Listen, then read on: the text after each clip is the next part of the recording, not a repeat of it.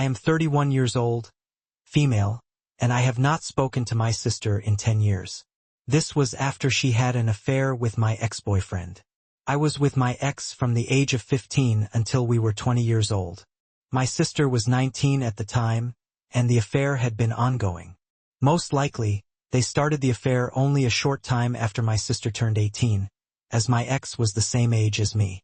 My ex proposed to me while we were together, and my sister was helping and encouraging me to marry him. Before he opposed this, it was so he would be around, and they could continue sleeping together.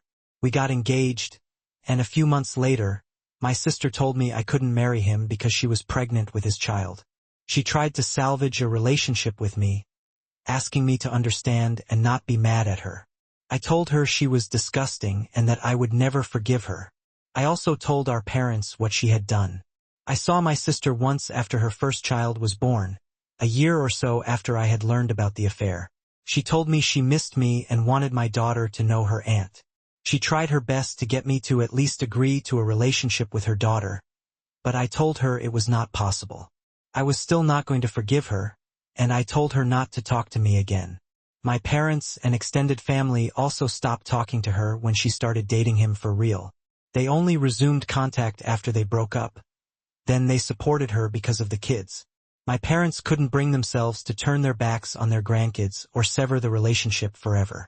I was okay with it because I do understand, but her having kids was not an incentive for me to repair things. I am now happily married and a mom myself. A few weeks ago, my parents called and told me my sister had been living 20 minutes from me for the last 2 years. They know I don't want to talk about her, so until this point, they had not mentioned it. She moved out of state for a job and then lost the job. Her landlord had told her she needed to be out in 60 days because he was repurposing her home.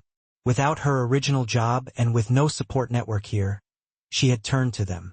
She didn't want to pull her kids away from the place they were used to, so my parents decided I should be the one to help. They told me that if I could help her by putting her in touch with people for a job and maybe another rental, it would be amazing. They wanted me to step in before the 60 days were up. I refused to help and told them I would never do a single thing for her again. They pleaded with me to reconsider and told me to think of the kids. They asked me if I hated my sister that much, and I said yes. I told her it would be bad enough to be the affair partner, but to encourage me to get engaged and help him plant it while they were cheating behind my back was such a low thing to do. I said the fact that she stayed long enough to have another child with him showed how little she cared about me. They told me to be a better person than this. Am I the idiot for refusing to help my sister out? Not the idiot. Your parents are fine to resume their relationship with their daughter, separate from you, but they are entirely out of line in demanding you do anything and then trying to shame you when you don't comply. It's disgusting. They're the ones that need to be better people. No contact is no contact. It doesn't mean no contact until I need to use you and your resources. Hard pass. The person most obligated to help the kids is their father. The people obligated to help her, if any, are her parents. Why would you recommend someone with such poor judgment? Hey, you should hire my sister. She's unemployed and soon to be homeless due to a series of bad decisions. Also, I haven't spoken to her in 10 years because she had a multi-year affair with my then boyfriend, whom she actively convinced me to become engaged to, so that she could continue having intimacy with him in secret. This only came out because she became pregnant, after which she continued dating my ex for over a year. Anyway, you can probably trust her. OP is being asked to put her current and future professional reputation in the hands of the person she trusts least on earth, with every fiber of my cold, dark soul. I hope OP sends this to her parents. Where's little Mr. Cheating MC baby daddy? And why is he not the one the parents are pushing to step up to help? Sister M? Liar. Loser. OP, you're totally not the idiot, and your parents are doing what many parents do, glossing over the past in hopes of a happy family future. I hate the forcing of relationships. Dear God, your parents can deal with it. She's their child, not yours. This happened a few days ago, and I've been conflicted since before my birthday.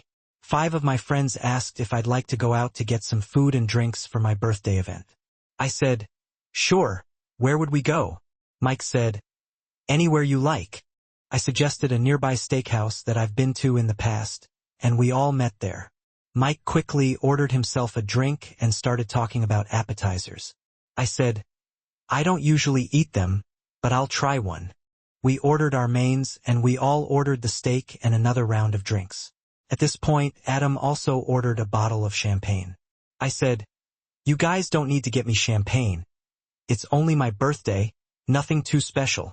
When Mike said, lighten up, birthday boy, have some fun, I did think that maybe I was being too uptight, and since I was being treated, it's not too big of a problem.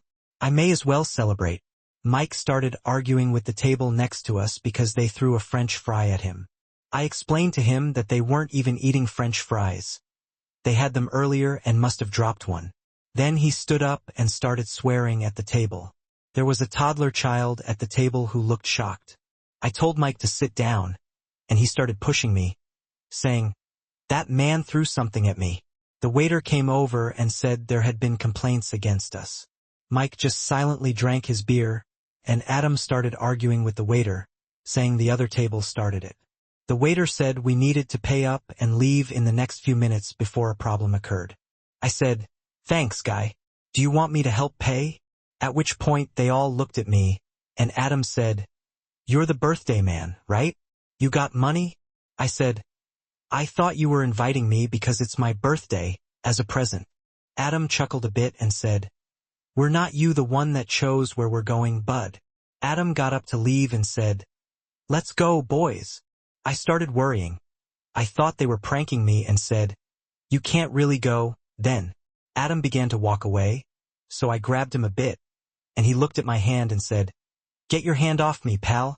I just looked at him and said, why are you acting like this, man? They walked out and left me with the bill. I tried to explain the situation to the waiter, but he said, someone's got to pay, and your table was causing a lot of trouble tonight. I tried to apologize, but he just looked at me like I was dirt, so I just paid it. It was most of my money. I spoke to my friends after, and they just acted like nothing happened.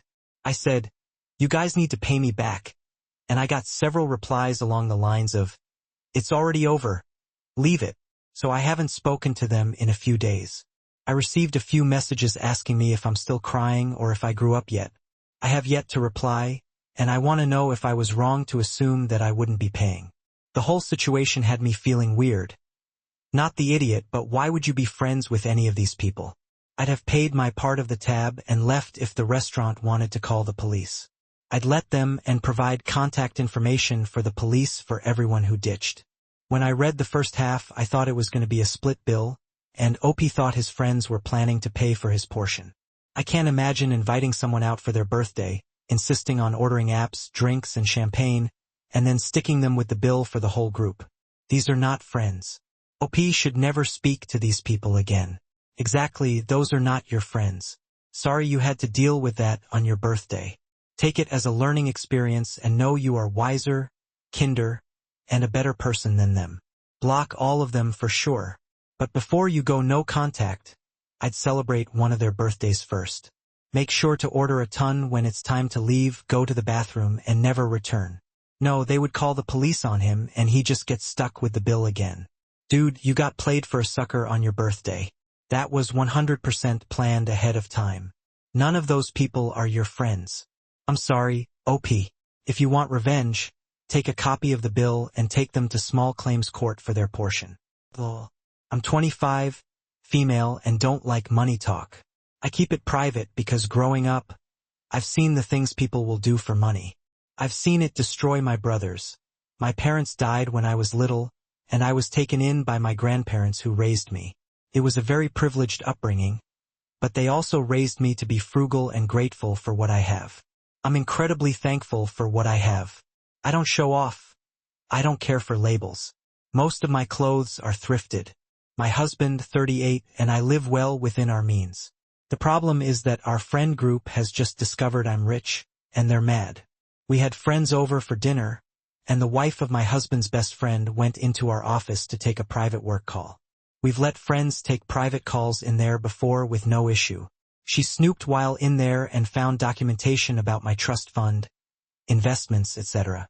When she came out, she was mad, and I thought it was just because of the call, so I left her alone and continued cooking. She told everyone I was rich, showing them one of the documents she had taken from the office. My husband took it but told her it was none of her business. At dinner, she kept going on about me masquerading as poor because I choose to thrift, have a cheap old car, travel in economy, and don't offer to cover the bill when we go out. Our other friends agreed and were angry because I had never said I had money or offered money when one of them was struggling. We ended up cutting dinner short and asking everyone to leave. I've had messages from them, mostly the women, being angry that I never told them I had money. I've even had a couple of requests for money. One has already asked me for $50,000 to cover their student loans because I had my college paid for by scholarships that covered everything. My husband has told me to ignore them and that it's none of their business. His best friend called and apologized for all of this, as his wife shouldn't have snooped. I've been very much frozen out from the group. I've been told I won't be invited to anything until I pay my equal share. And by equal share, they mean I pay for everything. Am I the idiot for not telling my friends I'm rich? Not the idiot, I don't know why you even ask. If I were you, I would be boiling mad at the gross invasion of privacy and snooping into things that have nothing to do with them. Add to that the audacity of demanding you pay their student loans just because you have money. What kind of entitled BS is that? Those women are not your friends. You haven't been honest with them about your financial situation. Jesus, you are not an idiot for not telling them about your finances.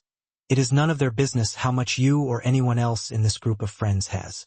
Just because you can afford to pay for everyone doesn't mean you have to cut them out. They are dead wood, dear friend group. I acknowledge that not telling any of you I had a TR fund has upset you. But I didn't mention it because I was worried it would bring out the worst in you, as I've seen before. Unfortunately, my worries were well-founded because you've all mistreated me following the information that was shared without my consent. Please don't contact me again. I wouldn't even bother granting them an explanation. They'd all be instantly blocked and discarded from my mind.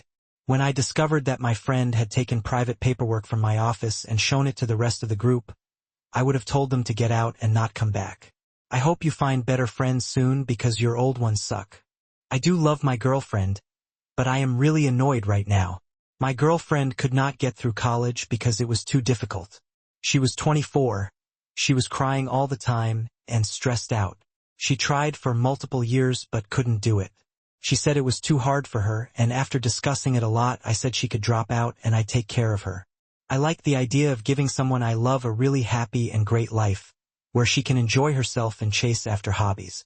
I always pictured myself with someone who was highly educated, like I was, but I realized it doesn't have to be that way.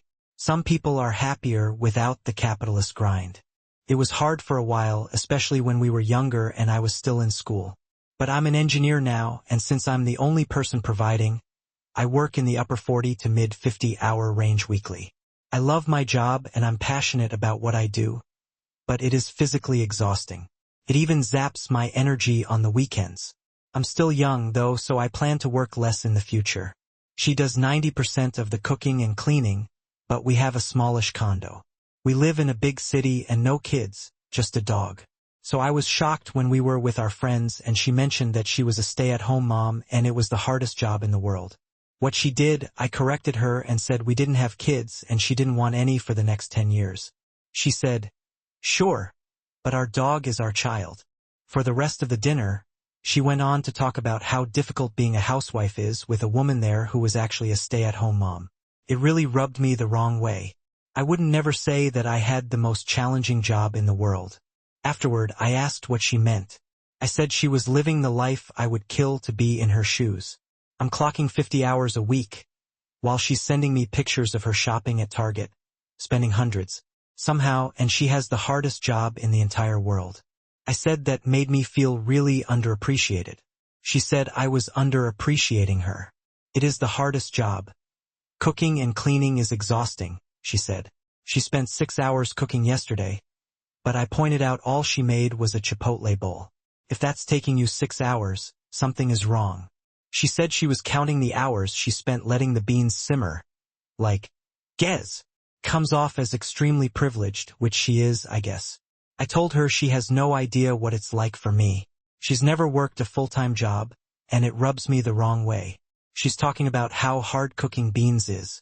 I said if it was that hard, she could go back to school or get a job, and we'd hire a cook and a cleaner. If I hired someone to do her job, I'd save a lot of money. Turned into a big fight. She called me an idiot, not the idiot. You're being taken advantage of. This will not get better. You should consider yourself lucky she's just a girlfriend and you have no kids. Leave now. She will always be entitled and always thinks she's doing more. Counting the beans simmering? Who counts the time it takes for food to simmer as the amount of time you spend working? She was probably watching TV during that time. She's ridiculous. If looking after one dog and cleaning a small condo is such a hard life for her, imagine what happens when life really starts getting hard. Important.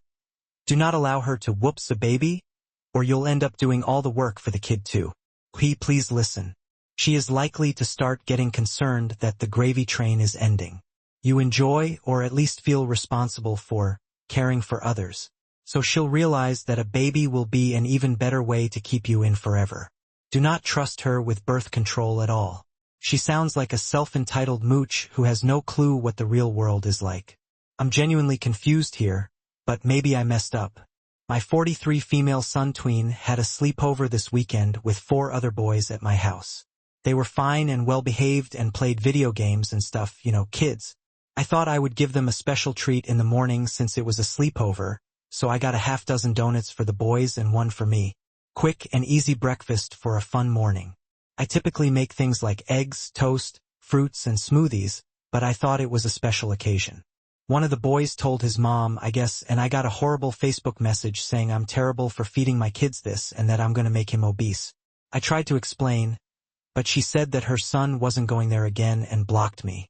As far as I know, her son has no health issues, so eating a donut would not be super detrimental to him. Am I the idiot?